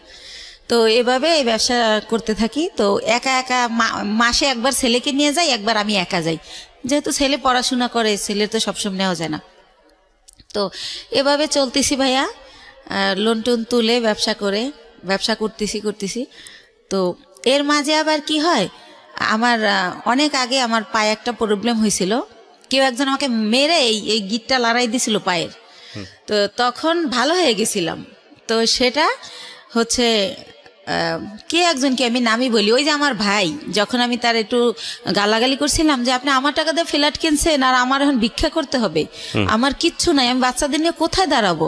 তো তখন সে আমারে খুব বাজেভাবে বকে, তখন আমিও তারে একটু রাব বিহেভ করি, তখন সে আমারে মারে, আমারে চেহার দিয়ে বাড়ি দিতে নেয়। তখন আমি পড়ে যাই, পড়ে গেলে আমার পাও ধরে মোচড় দেয়, তখন আমার এই গিটটা সরে যায়। তো তখন আমি অনেক কান্না করি, আমার ছেলে খুব চিৎকার করে কান্না করে। আমার ছেলেকে আমি এত আদর করি, মানে কি বলবো, আর আমার ছেলে ওরকম। তখন বলে বাবা তোমার আম্মু নাটক করতেছে, অত ব্যথা পায় নাই। তখনও বলে না মামা আমার আম্মু সত্যি ব্যথা পাইছে, ও খুব কান্না করে। তারপর আমার সুমানা হসপিটালে নিয়ে গেলে ডক্টর জিজ্ঞাসা করে এটা কিভাবে হলো। তখন আমারে মাপ চায়, দূরে থেকে হাত দিয়া, যে বলিস না, মাপ চায়। তো তখন আমি কি বলবো, তখন আমি ব্যাপারটা না বলে তো ডক্টর বুঝবে না। তখন আমি বলি কি আমার হাজবেন্ড আমাকে এভাবে মারছে, আসলে তো হাজবেন্ড না, হাজবেন্ডের সাথে আমার যোগাযোগই নেই। তো এইভাবে ওই ব্যথাটা ভাইয়া হঠাৎ করে, যেহেতু ইন্ডিয়া যাতায়াত তো জানেন, অনেক ঘন্টা বাসে বসে থাকতে হয়, তো অনেক ঘন্টা বসে আবার আসতে হয়, সে কারণে কি না হঠাৎ করে আমার ওই বাম পাটা আবার প্রচণ্ড ব্যথা। তো আমার ছেলে আমাকে নিয়ে সরর দিতে গেল, ইয়াতে গেল, পঙ্গুতে গেল, তো তারা আবার রেফার করলো নিউরোলজি হসপিটালে। জি। তো নিউরোলজিতে আমাকে বললো এমআরআই করতে হবে। তো এমআরআই ওইখানে সরকারি এমআরআইতে ফি কম, কিন্তু 15 দিন পরে সিরিয়াল পরে। তো এই 15 দিন তো আমি সহ্য করতে পারবো না, আর আমি বেকার থাকলে আমার বাচ্চারা কি খাবে। তখন আমি বেসরকারি ইয়াতে পপুলারে যাই, ওই পপুলারে আমার থেকে 13,000 টাকা নেয় এই টেস্টটার জন্য। ওকে। তো এইভাবে আমি টেস্টটা করার পরে তারা বলে যে আমার ওই যে পুরানা যে মোচড় দিছিল সেইখানটার একটা আঘাত আছে রগে, ওই কারণে আমার এই প্রবলেমটা হয়। তো বইলা দেয় যে আমার হচ্ছে একেবারে 6 মাস বেড রেট, সোজা শুয়ে থাকতে হবে। আমি যদি সোজা শুয়ে না থাকি তাহলে আমার এই রগের প্রবলেম যাবে না। তো এইভাবে ইঞ্জেকশন দেয়, ওষুধ দেয়, কমে না, বলার পর এইটা বলে। তা আমি এতদিন যদি শুয়ে থাকি আমার বাচ্চারা কি খাবে, আমি ঘর ভাড়া দেবো কি দিয়া। তো তখন আমার বাচ্চা সবাই কাছে এটা বলে যে আমার মার এই অবস্থা, খুবই কান্নাকাটি করে। তার বাবার নাম্বার জানি কার কাছ থেকে সংগ্রহ করে তারেও ফোন করে যে আম্মু এরকম হসপিটালে ভর্তি। তো কোনো জায়গা থেকে কেউই আসে না, আল্লাহর রহমতে কেউই হেল্প করে না। তো আমার পরিচিত যারা আর কি, যাদের সাথে একসাথে বিজনেস করতে যাই, ইন্ডিয়া যাই আসি, অনেকগুলো মহিলা, আমরা সবারই যার যার সংসারের প্রবলেম, তারা এটা করে থাকে। তো ওই সব আপারা আমার বলে যে বাংলাদেশে তো তুমি সুস্থ হইতে অনেক টাইম লাগবে, আর তোমার বাচ্চারা খাবে কি, তোমার আমরা কোলে করে শোয়াই শোয়াই বাসে করে ইন্ডিয়া নিয়ে যাই, হয়তো বা ইন্ডিয়া গেলে ভালো হবা। তো একটু তো আমার চলার ক্ষমতা নাহলে আমি ইন্ডিয়া কিভাবে যাব। তার মধ্যে একটা কথা বলি ভাইয়া, আমারে যখন ওই পপুলারে ওই একটা মেশিন মানে টলিতে শোয়াই দেয়, তো 2 জন নার্স কেউ আমাকে হেল্প করলো না। আমার ছেলেকে বলে কি উঠাই দাও তোমার মাকে। তা আমার ছেলে তো আর অত বড় না, সে আমারে তাও কিভাবে জানে আল্লাহ জানে, ও আমারে কোলে করে শোয়াই দেয়। তো ওইভাবে আমার এমআরআই যখন শেষ, আমি বের হই, তখনও কোনো একটা নার্স আমাকে ধরে না, বলে এই তোমার আম্মুকে নামাও। তো আমার ছেলে আমাকে জায়গায় নামাইতে গিয়ে ছেড়ে দেয়, মানে আমার ভার বহন করতে পারে না। তখন ভাইয়া ব্যথার মধ্যে আরও ব্যথা পাই। তো এত চিৎকার করতে থাকি, তখন ছেলে নিজের অপরাধী ভাবে যে আম্মু আমি তো আর ব্যথা দিলাম। তো নরে ঠান্ডা করার জন্য আমি বলি না কিছু হয় নাই, এমনি তো আমার ব্যথা তো এমনিই করে, তোমার জন্য না। তো ও আবার আমার সরার দিতে নিয়ে যায়। নিয়ে গেলে কি হয়, ওখানে ইমার্জেন্সিতে একটা সাথে সাথে হাড়ের মধ্যে ইঞ্জেকশন দেয়। ওই ইঞ্জেকশনটা দিলে ব্যথাটা একটু কমে, ওইটা ও জানে, কয়েকবার নিছে। তো ও আমার আর ওই ইয়ে থেকে পপুলার থেকে বাসায় না নিয়ে যায় সরার দিতে। ওকে। তো ওই দিন এইভাবে যাওয়ার সময় যাই, যে সিএনজিটা দিয়ে নিয়ে যায়, তো ওই সিএনজি ড্রাইভারকে আমার ছেলে বলে, যেহেতু আমার ছেলে ছোট মানুষ, আমার বাসা থাকে তখন লেক সিটি হাউজিংয়ে, এ ব্লক রোড নাম্বার 1, ওই বাড়িতে থাকি। তো বলে কি যে আঙ্কেল আপনার গাড়ি কোন দিকের? তো বলে এই যে মোহাম্মদপুর 3 রাস্তার। তো বলে কি যে আম্মুরে তো প্রতিদিন সন্ধ্যায় ইঞ্জেকশন দিতে নিয়ে যেতে হয়, নিউরোলজিতে অথবা সরার দিতে, প্রতিদিনই মানে কয়েক ঘন্টা পরে জানি আমার ব্যথাটা বেড়ে যায়, আমার এটা মনে নাই। তখন বলে যে আপনি যদি নাম্বার দিয়ে যেতেন, ফোন দিলে আপনি এসে একটু নিয়ে যেতেন আমাদের, নাইলে আমি আম্মুরে রাইখা গাড়ি আনতে যাই, ড্রাইভাররা ভিতরে আসতে চায় না। তো এইভাবে ওই আমার ছেলে এই নাম্বারটা নেয় ওই ড্রাইভারের। তো তারপরে পরের দিন হচ্ছে আমার নিউরোলজিতে ওই যে রিপোর্ট নিয়ে যেতে হবে এমআরআই, যে আমার কি পজিশন দেখাইতে। তো উনি ফোন করে, আমার ছেলে আসে, তো যাই। তো গেলে কি হয়েছে, সরকারি তো সিরিয়াল থাকবেই। তো আমার ছেলে বলে আঙ্কেল আপনি কি একটু ওয়েট করে আমাদের নিয়ে যাবেন আবার বাসায়? ঠিক আছে বাবা নিয়ে যাব। তো উনি বসে, তো দেখি আধা ঘন্টা, তারপর আমার সামনে আরো 5 জন। তো আমি ফোন দিয়ে বলি যে ভাইয়া আপনি চলে যান, আমার অনেক লেট হবে। তো উনি বলে যে না আমি বসি, আপনি আবার পরে সিএনজি কোথায় পাবেন, তাছাড়া তো আমি আপনার সবসময় নিই, উনি ইচ্ছা করেই থাকে। তারপরে হচ্ছে এই লোকটা কি করে যে বসে থাকে। তো আমার যখন সব কাজ শেষ আমি আসি, তো আমি তো হুইল চেয়ারে থাকি, তখন আমি পায়ে হাঁটতে পারি না ভাইয়া, হুইল চেয়ারে আসি ওই গাড়ি পর্যন্ত। এখন ওই গাড়ি পর্যন্ত হুইল চেয়ার নামানো যাবে না, সিঁড়ি। তো সেজন্য আমার ছেলে তো আমার কোলে করেও নিতে পারতেছে না। তো আমার ছেলে বললো আঙ্কেল আপনি একটু আমার আম্মুর এক সাইড দিয়ে হাত ধরেন, আমি এক সাইড দিয়ে ধরি। তো এইভাবে আমার নিল। তা আমার বাসায় যখন নামাই দিল, আমি চিন্তা করলাম লোকটা প্রায় 1-1.5 ঘন্টা বসে আসিল। তো উনি তো এতক্ষণে অনেক টাকা মারতে পারতো। এমনি ওনার আমার যাতায়াত ভাড়া হয় 400 টাকা নিউরোলজি থেকে আমার বাসা যেহেতু মোহাম্মদপুরে। তো আমি ওনার একটা 1000 টাকার নোট দেই। তখন উনি বলে আপা আমার কাছে ভাঙতি নেই, আমি প্রথম আপনাকে নিছি। তো আমি বলি ভাইয়া ভাঙতি লাগবে না, পুরাটাই আপনাকে দিছি, আপনি তো অনেকক্ষণ বসে ছিলেন। তারপর বলে থ্যাংক ইউ আপা, আসলে আপা আপনার মন অনেক ভালো, আমি যদি নিজের গাড়ি হতো আপনার ভাড়াই নিতাম না, এটা বলে উনি চলে যায়। তো তারপরে যেহেতু আমার ডাক্তার বলে যে যতদিন অসহ্য ব্যথা না কমে প্রতিদিন সন্ধ্যায় ইঞ্জেকশন দিতে হবে, তো সে কারণে প্রতিদিন সন্ধ্যায় উনি আসে, এসে আমার নিয়ে যায় এই সিএনজিওয়ালা। এর মধ্যে ভাইয়া বলে রাখি আমার ছেলের হচ্ছে ইন্টারের পি টেস্ট পরীক্ষা। তো সে কারণে কি হয়, ছেলে যে টাইমে আমার ইঞ্জেকশন দিতে যাও ওই টাইমে ছেলের স্যার আসে। তো ছেলে উঠাই দেয় যে আঙ্কেল তো দিয়েই যাবে, যেহেতু আঙ্কেল বাসা চেনে। তো এইভাবে উনি আমার দিয়ে যায় নিয়ে যায় বিনামূল্যে আমি ভাড়া দেই। তো এইভাবে হয়। তো যখন একটু আমি মোটামুটি দাঁড়াতে পারি, তখন ওই যে আপারা যাগোর সাথে ইন্ডিয়া যাই, তাদের সাথে আমি ইন্ডিয়া চলে যাই ওখানে আবার ডাক্তার দেখাই, অর্থোপেডিক। ওনারা আমার কিছু দেয়, ওইখানে থেরাপি দেয়, তারপরে মেডিসিন দেয়। তো মোটামুটি আল্লাহর রহমতে আমি যাই, কিন্তু হুইল চেয়ারে বলতে গেলে আসার সময় আমি হাইটে আসতে পারি। এভাবে আমি ভালোভাবে বাসায় আসি। তো উনি এখন তার আমি ইঞ্জেকশন দিতে যাই না, কিন্তু উনি এমনি ফোন দেয়, আপা কেমন আছেন, কই কি করেন, এরকম ফোন টোন দিতে থাকে। তো আমার যেহেতু অনেক ওইখান থেকে আমার মাল নিয়ে আসতে হয়, সেই মালগুলো আমার ভাইয়া মার্কেটে পৌঁছাতে হয়। পলোয়ালে আপনার খদ্দর বাজার, এনএসকো টাওয়ার। কি ধরনের প্রোডাক্ট নিয়ে আসতেন? শ্যাম্পু, সেন্ট, সোনো, এগুলো সাবান। দিয়ে আপনার সংসার চলতো, মানে এই বিজনেস করেই? জি জি জি, Okay. এইটা দিয়েই আমি চলি। তারপরে ভাইয়া ওই মালগুলো তো আবার পৌঁছাতে হয়, তো ওনারাই আমি ফোন দেই ইন্ডিয়া থেকে এসে ওই মাল দেওয়ার জন্য। তো তারপরে এইভাবে ওনার গাড়িতেই এই মার্কেটেটা দেই, উনি ওয়েট করে, আবার ওই মার্কেটে যাই, উনি ওয়েট করে। তো এইভাবে পরবর্তীতে যখন আবার আমি ইন্ডিয়া যাই, তো যেহেতু ওখানে যাওয়ার পর ওই যে পায়েরটা যে আগের বার দেখাই আসলাম, তো ডক্টর বলে যে হচ্ছে কি ওই ওখানকার ডক্টরদের ব্যবহার এত সুন্দর। তো আমার এই মা করে কথা বলে যে মা আপনার কি এখন কি অবস্থা, কি জানতে চাই বলি। তারপর বলে মা আপনি 3টা দিন এবার এখানে থাকেন, 3 দিন যদি আপনার থেরাপিটা দেওয়া হয় এখানে, তাহলে আপনি 100% সুস্থ হয়ে যাবেন। আর যেহেতু আমি বলছি যে আমি এই কাজ করে খাই, তো যেহেতু আপনি একটা কাজ করে খান, তাহলে আপনি লেন্থি নেওয়ার দরকার নেই। তো সে কারণে আমি ওই থেরাপির জন্য 3 দিন যে থাকবো, সেই 3 দিন আবার আজকাল পর এরকম না ভাইয়া, গ্যাপ দিয়ে।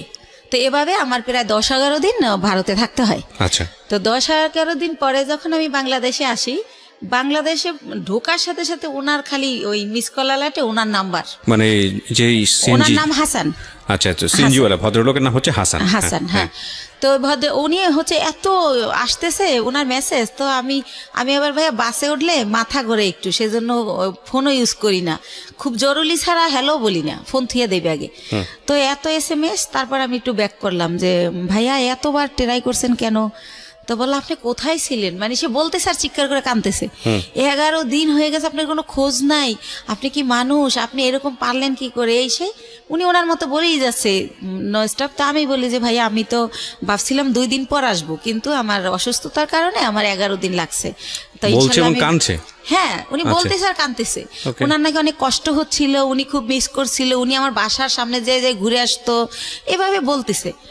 আমি অবাক হলাম যে ওনার সাথে তো আমার ওরকম কিছু না, জাস্ট কয়েকদিন ওনার গাড়িতে চড়ছি, এই তো। তো উনি এরকম কেন করলো বুঝলাম না, আমি নিজে নিজে গাড়িতে বসে এটা ইয়ে করতেছি।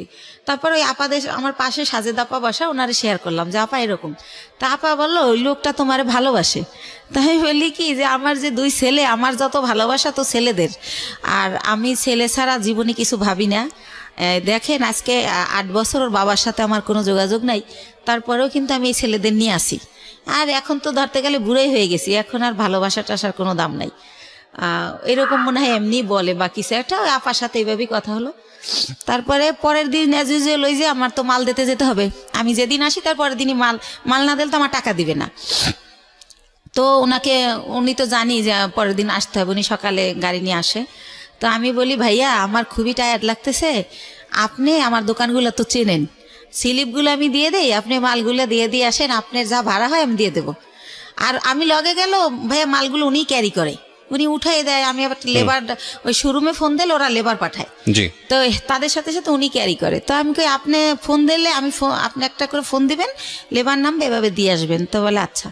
তো এইভাবে উনি আমার মালগুলো দেয়। তো আমি আবার টেনশন করি যে আমি তো জীবনভর বিশ্বাস করে ঠকলাম, একজনকে বিশ্বাস করলাম, সে আমার নিজে বললো যে আমার 60 লাখ টাকা পুঁজি, সেইটা নাই, উদয় হয়ে গেল। আবার এখন আবার আমার এই কয়টা টাকা লয়ে যদি ফলাই যায় আমি কি করবো, এভাবে টেনশন করতেছি। কিন্তু আবার প্রতিটা মালিককে আমি বলে রাখছি যে আমার লোক গেছে ওই সিএনজিওয়ালা, তো মালটা দেওয়ার পর আমারে জানাবেন পুরো মাল বুঝাই দিছে কিনা স্লিপের। তো ওরা আবার আমারে একটু পরপর ফোন দিয়ে জানাচ্ছে প্রত্যেকটা কোম্পানি যে হ্যাঁ আপা মাল পাইছি। তখন ভাবলাম যেহেতু মাল পুরা দিছে তাইলে টাকাও আমারে দিবে।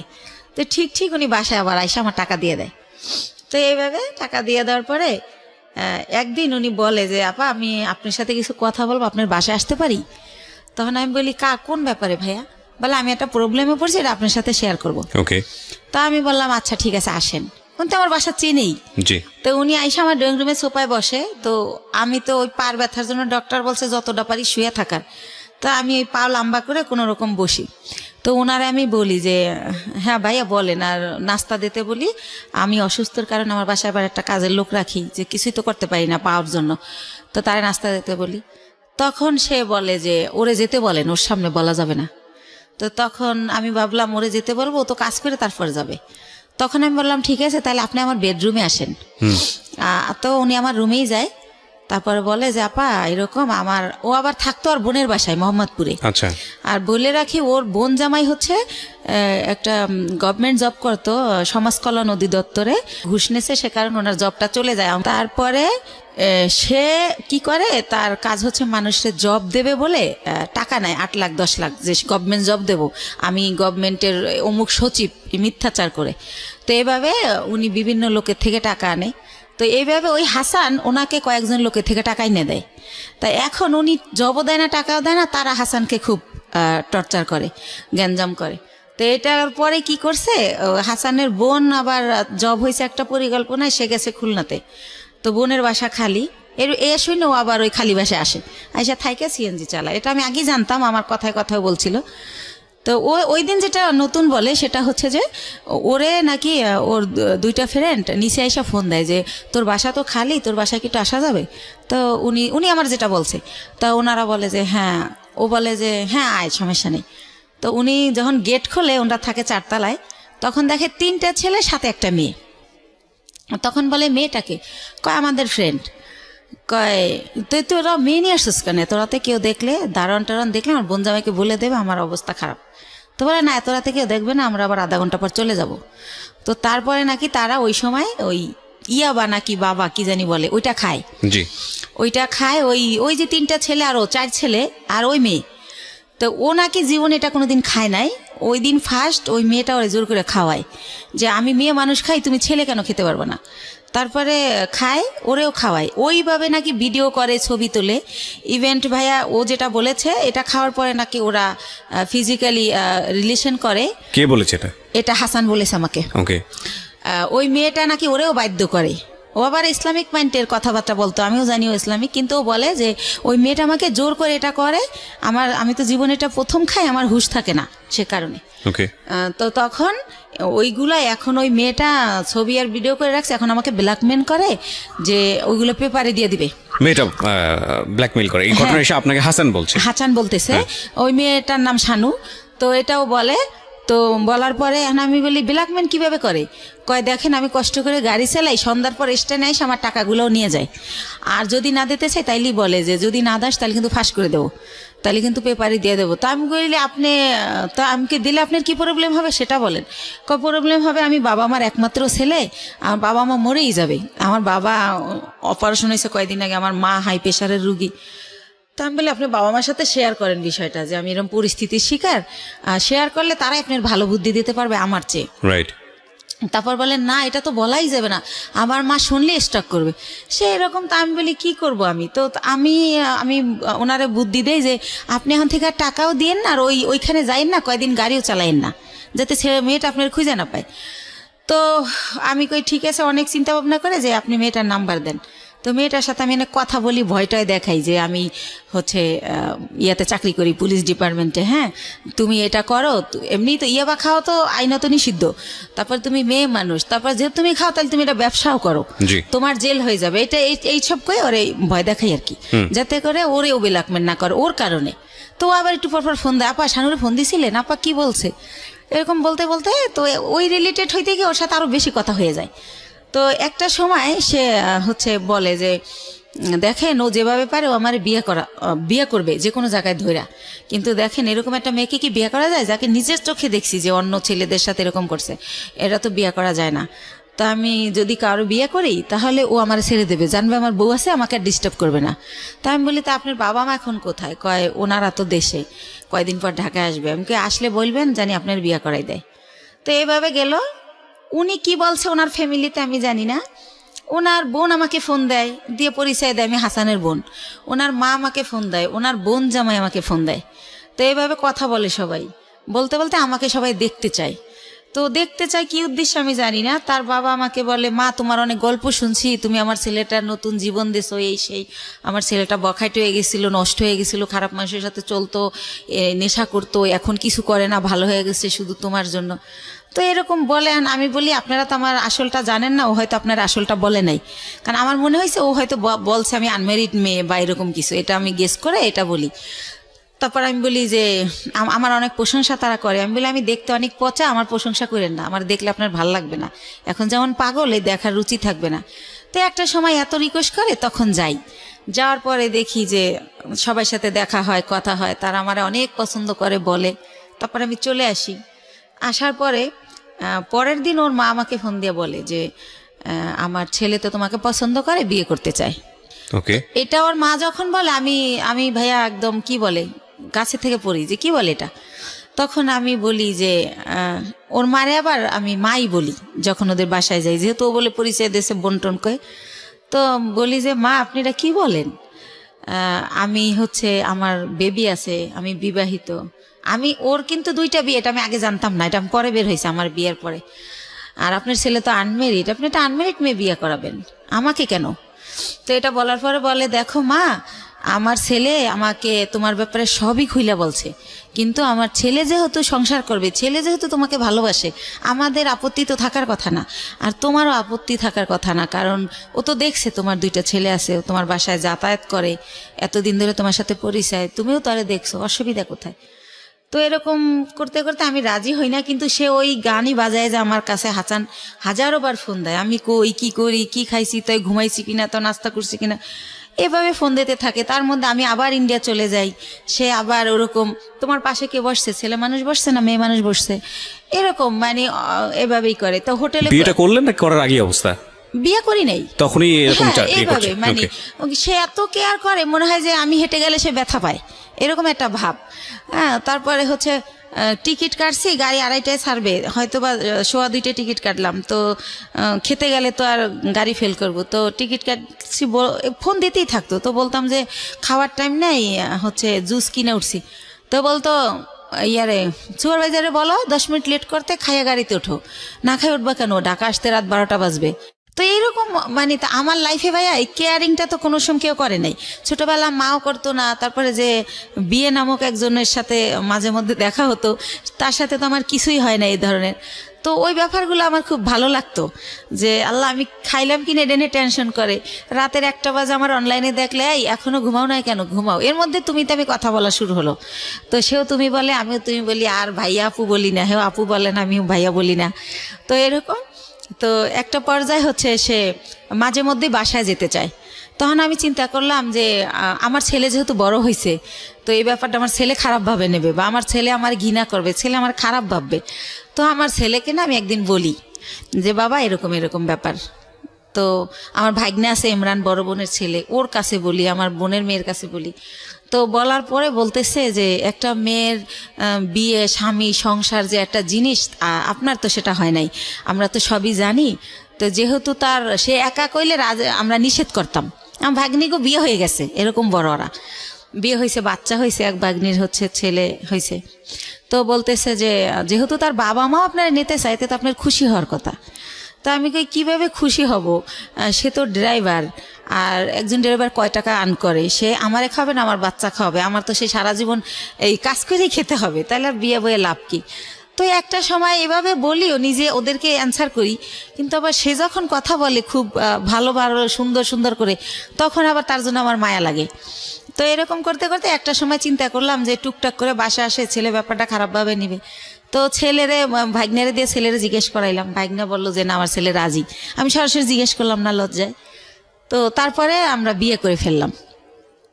বিয়ে করলাম হচ্ছে ভাইয়া এই যে মার্চ মাস গেল, এর আগের মার্চের 13 তারিখে। তো বিয়ে করলাম বলতে এভাবে বিয়ে করার পরে সে আমার বাসায় থাকা শুরু করলো। আর হচ্ছে আমি বললাম যে সিএনজি আর চালাইও না, মানে একজনের ড্রাইভার আমার হাজবেন্ড একটু লাগে, কারণ এইরকম ফ্যামিলির তো মেয়ের আমি না, হয়তো আমি ভাগ্যোদশে কষ্ট করতেছি। তো পরে ওর ভিসা, পাসপোর্ট করলাম, ভিসা লাগাইলাম যে আমার সাথে সাথে ইন্ডিয়া যাবা, দুইজনে মিলে ব্যবসা করি। আরও একটা চিন্তা করলাম ভাই এই ব্যবসায় হচ্ছে অনেক মাল তো ওয়েট হয়, একটা ছেলে আসলেই দরকার হয়।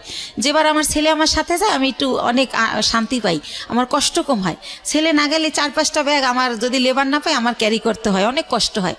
তো সব কিছু মিলে টিলে ভাবলাম যে ঠিক আছে, ওর ফ্যামিলিও ছোট, 1 ভাই 1 বোন, বোনেরও বিয়ে হয়ে গেছে, বাবা মাই তো আছে, ঝামেলা নাই, করে ফেলি। তো এইভাবে যাই হোক বিয়েটা হলো, খুব ভালো, শ্বশুর শাশুড়ি খুব ভালোবাসে। তো এরপরে রোজা চলে আসলো, ঈদের সময় আমি শ্বশুর শাশুড়ি সবার জন্য গিফট টিফট কিনলাম। শাশুড়ি আবার বলে বলে দিল তার বোনের ছেলে, বোনের মেয়ে, তাদের যত আত্মীয় আছে সবার জন্য কিনতে, বাস কিনলাম। তো দিলাম। তো আমার শাশুড়ি আবার আমার 2000 টাকা দিল একটা ড্রেস কিনতে। আর আমার হাজবেন্ড এর মধ্যে ভিসা পাসপোর্টের কাজ চলতেছে, সে আর যায় না এতদিনে ইন্ডিয়া, তারে সব কিছু দিলাম। প্রতিদিন তারে 500-1000 টাকা পকেট খরচ দিচ্ছি, মানে দিয়ে রাখতেছি, যখন শেষ আবার দিচ্ছি, এরকম এভাবে চলতেছে। তো তারপর আমি আরো একবার গেলাম একা। তো এর পরের বার সে আমার সাথে গেল। তো যেহেতু সে আমার সাথে গেল, এখন যদি ভাইয়া যেখানে ব্যবসা করি সবাই আমাকে অনেক রেসপেক্ট করে। এখন যেহেতু তার ছবি আছে আমার কাছে, আপনারা চাইলে দেখতে পারেন। কাবিনটাও আমি নিয়ে আসছি, চাইলে দেখতে পারেন। 20 লক্ষ টাকার কাবিন করা হয়েছে আমাদের বিয়ের যে খরচটা ওটাও আমি দিছি, কারণ ওর তো টাকা ছিল না। তো ওর মাই শিখাই দিছিল যে 20 লক্ষ টাকার কাবিন করবা, না হলেও যদি পরে আবার কেউ বিয়ে টিয়া করে, কম টাকার কাবিন থাকলে বেশি হলে আর করতে সাহস পাবে না। তো এইসব দেখে না মনে হয়তো ওর মা বাবা ওর চেয়ে আমার বেশি ভালোবাসে। আর যেহেতু আমি ছোটবেলা থেকে ভালোবাসার খুব অভাবী ছিলাম, ওদের ভালোবাসাগুলো পেয়ে না আমি এত হ্যাপি হয়েছিলাম বলার মতো না। তো এইভাবে চলতে থাকে। এর মধ্যে আমার শাশুড়ি আমারে বলে যে গত বছর অক্টোবরে, যে শাহনাজের তো বিয়ে হয়েছে 5 বছর, তো ভদ্রলোকের আবার আগের ঘরে বউ বাচ্চা আছে, আমার ননদরে বিয়ে করে হচ্ছে অন্যভাবে, যাই হোক সেটা আমি বলবো না। তো যাই হোক, পরে বলে যে ওর তো অনুষ্ঠান করা হয় না, দেশের কেউ জানে না, তো এবার ডিসেম্বরে তোমার আর ওর অনুষ্ঠান একসাথে করবো আমরা। ডিসেম্বরের 26 তারিখে ডেট করছে। তো আমি বললাম আচ্ছা ঠিক আছে। আমার শরম, আমি আবার এটা বললাম যে মা আমারটা করেন না, শাহনাজেরটা করেন, যা যা করার আমি করব, টাকা পয়সা যা লাগে আমি দেবো, কিন্তু আমারটা করেন না, আমার লজ্জা লাগে। আচ্ছা। তো এটা আমি বলার পরে উনি হচ্ছে অনুষ্ঠান। তখন কি আপনার মানে জাহিদ তো আগের হাজবেন্ডের নাম? হ্যাঁ। ওর সাথে কি ডিভোর্স হয়ে গেছে নাকি? জাহিদকে ওইটা আমি বলি না ভাইয়া, জাহিদকে আমি 14 সালে ডিভোর্স